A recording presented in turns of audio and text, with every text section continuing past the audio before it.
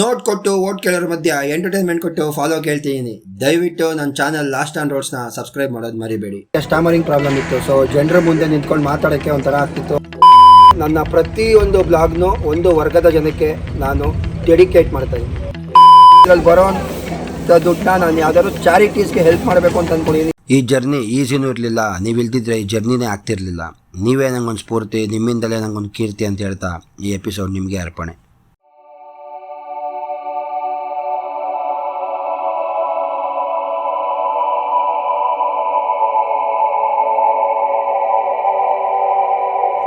Hi, hello, ನಮಸ್ಕಾರ Karnadu.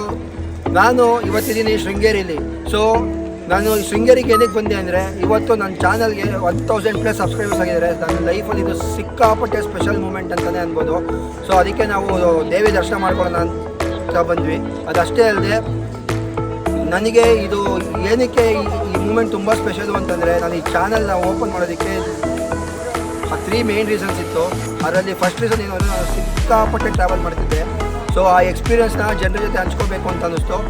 So ಹಾಗಾಗಿ ನಾನು ಈ ಚಾನೆಲ್ನ ಸ್ಟಾರ್ಟ್ ಮಾಡಿದೆ. ಇನ್ನ ಕಾರಣ ಏನಪ್ಪ ಅಂತಂದರೆ, ನನಗೆ ಸ್ಟಾಮರಿಂಗ್ ಪ್ರಾಬ್ಲಮ್ ಇತ್ತು. ಸೊ ಜನರ ಮುಂದೆ ನಿಂತ್ಕೊಂಡು ಮಾತಾಡೋಕ್ಕೆ ಒಂಥರ ಆಗ್ತಿತ್ತು. ಅವ್ರು ಏನು ಅಂದ್ಕೊತಾರೋ ಏನು ಅಂತ. ಅದನ್ನೆಲ್ಲ ಓವರ್ಕಮ್ ಆಗಿ ಕಾನ್ಫಿಡೆಂಟಾಗಿ ಜನರ ಮುಂದೆ ಮಾತಾಡಬೇಕು ಅಂತ ಅನ್ನಿಸ್ತು. ಆವಾಗ ನನ್ನ ತಲೆಗೆ ಬಂದಂಥ ಐಡಿಯಾನೇ ಈ ಚಾನಲ್ ಲಾಸ್ಟ್ ಆನ್ ರೋಡ್ಸ್.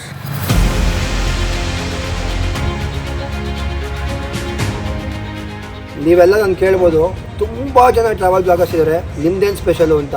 ನಾನು ವರ್ಲ್ಡ್ನ ನನ್ನದೇ ಆದ ಪರ್ಸ್ಪೆಕ್ಟಿವಲ್ಲಿ ನಾನು ನೋಡಿ ಅದ್ರ ಮೇಲೆ ಸ್ಕ್ರಿಪ್ಟ್ ಮಾಡಿ ಅದನ್ನ ನಾನು ನಿಮಗೆ ಬ್ಲಾಗ್ ಮಾಡಿ ಪ್ರೆಸೆಂಟ್ ಮಾಡ್ತಾಯಿದ್ದೀನಿ. ಅದಷ್ಟೇ ಅಲ್ಲದೆ ನನ್ನ ಪ್ರತಿಯೊಂದು ಬ್ಲಾಗ್ನು ಒಂದು ವರ್ಗದ ಜನಕ್ಕೆ ನಾನು ಡೆಡಿಕೇಟ್ ಮಾಡ್ತಾಯಿದ್ದೀನಿ. ಈ 1000 ಸಬ್ಸ್ಕ್ರೈಬರ್ಸಲ್ಲಿ ನನ್ನ ಫ್ಯಾಮಿಲಿಯವರಿದ್ದಾರೆ, ನನ್ನ ಫ್ರೆಂಡ್ಸ್ ಇದ್ದಾರೆ. ಅಷ್ಟೇ ಅಲ್ಲದೆ ನಾನು ಬೆಂಗಳೂರಿನ ಗಲ್ಲಿ ನಾನು ಸುತ್ತಾಡ್ತಾ, ದಯವಿಟ್ಟು ನನ್ನದು ಒಂದು ಚಾನಲ್ ಇದೆ, ನೀವು ಸಬ್ಸ್ಕ್ರೈಬ್ ಮಾಡ್ಕೊಳ್ಳಿ ಅಂದಾಗ ನಿಮ್ಮ ಚಾನಲ್ ಏನು, ನಿಮ್ಮ ಕಂಟೆಂಟ್ ಏನು ಅಂತ ಕೇಳ್ದಿರ ಸಬ್ಸ್ಕ್ರೈಬ್ ಮಾಡಿದ್ರೆ ಎಷ್ಟೋ ಜನ ಇದ್ದಾರೆ. ಅದಷ್ಟೇ ಅಲ್ಲದೆ ಚಾನಲ್ ನಂದಾಗಿದ್ದರೂ ಅವ್ರದ್ದೇ ಚಾನಲ್ ಅನ್ನೋ ಥರ ಇನ್ಸ್ಟಾಗ್ರಾಮಲ್ಲಿ, ಫೇಸ್ಬುಕ್ಕಲ್ಲಿ, ವಾಟ್ಸಪ್ಪಲ್ಲೆಲ್ಲ ಪೋಸ್ಟ್ ಮಾಡಿ ನನ್ನ ಚಾನಲ್ನ ಪ್ರಮೋಟ್ ಮಾಡಿಕೊಟ್ಟಿದ್ದ ನಿಮ್ಮೆಲ್ಲರಿಗೂ ನನ್ನ ಹೃದಯಪೂರ್ವಕ ಧನ್ಯವಾದಗಳು. 1000 ಸಬ್ಸ್ಕ್ರೈಬರ್ಸ್ ಆಯಿತು, ಇನ್ನೇನು ನಿಮ್ಮ ಚಾನಲ್ ಮಾನಿಟೈಸ್ ಆಗ್ತಿದೆ. ಸೊ ಈ ಮನಿನೆಲ್ಲ ನೀವೇನು ಮಾಡ್ತೀರಾ ಅಂತ ನಿಮಗೆಲ್ಲರಿಗೂ ಕ್ವಶನ್ ಇರ್ಬೋದು. ನಾನು ಮುಂಚೆ ಹೇಳಿದಂಗೆ ನಾನು ಈ ಚಾನಲ್ನ ಓಪನ್ ಮಾಡಿದ್ದು ನನ್ನ ಎಕ್ಸೈಟ್ಮೆಂಟ್ನ ವರ್ಲ್ಡ್ಗೆ ಹೇಳಬೇಕು ಅಂತ ಅಷ್ಟೇ ಹೊರತು ಇದರಿಂದ ಬರೋವಂಥ ನನ್ನ ದುಡ್ಡನ್ನ ಪರ್ಸ್ನಲ್ ಯೂಸ್ ಮಾಡೋಕ್ಕೆ ಅಂತಲ್ಲ. ನಾನು ಪರ್ಸ್ನಲ್ ಯೂಸ್ ಮಾಡೋಕ್ಕೆ ನನಗೆ ಕೆಲಸ ಇದೆ. ಸೊ ನಾನು ಟ್ರಾವೆಲ್ ಮಾಡೋಕ್ಕೆ ಅದೇ ದುಡ್ಡನ್ನ ನಾನು ಬಳಸ್ಕೊಂಡು ಟ್ರಾವೆಲ್ ಮಾಡ್ತಾಯಿದ್ದೀನಿ.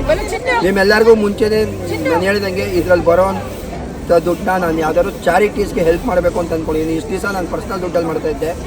ಇನ್ಮೇಲೆ ಈ ಚಾನಲಿಂದ ಬರೋವಂಥ ಅಷ್ಟು ಮಾನಿಟೈಸ್ ಆಗಿರೋವಂಥ ಅಷ್ಟು ದುಡ್ಡನ್ನ ನಾನು ಯಾವುದಾದ್ರೂ ಎಜುಕೇಷನ್ಗೋ ಇಲ್ಲಾಂದರೆ ಯಾವ್ದಾದ್ರು ಹಾಸ್ಪಿಟ್ಲಿಗೆ ಆಗಿರ್ತಾರಲ್ಲ ಅಂಥವ್ರಿಗೆ ಯೂಸ್ ಮಾಡೋಣ ಅಂತ ಅಂದ್ಕೊಂಡಿದ್ದೀನಿ.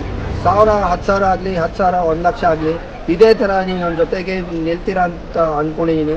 ಅದಷ್ಟೇ ಅಲ್ಲದೆ ದಯವಿಟ್ಟು ನಿಮ್ಮ ಫ್ರೆಂಡ್ಸ್ಗೆ, ನಿಮ್ಮ ಫ್ಯಾಮಿಲಿಗೆ ನನ್ನ ಚಾನಲ್ನ ಶೇರ್ ಮಾಡ್ತೀರಾ ಅಂತ ಅಂದ್ಕೊಂಡು, ಇದೆಲ್ಲದ್ರ ಜೊತೆಗೆ ಇನ್ನೊಂದು ಹೇಳಬೇಕು, ಈಗಿನ ಕಾಲದಲ್ಲಿ ಸಬ್ಸ್ಕ್ರೈಬರ್ಸ್ನ ವ್ಯೂಸ್ನ ಕಾಸು ಕೊಟ್ಟು ಕೊಂಡ್ಕೊತಾ ಇದ್ದಾರೆ ಅಂಥದ್ದು. ನನಗೆ ಇಷ್ಟು ಜನ ಜೆನ್ಯನಾಗಿ ಆಶೀರ್ವಾದ ಮಾಡಿದ್ದೀರಾ.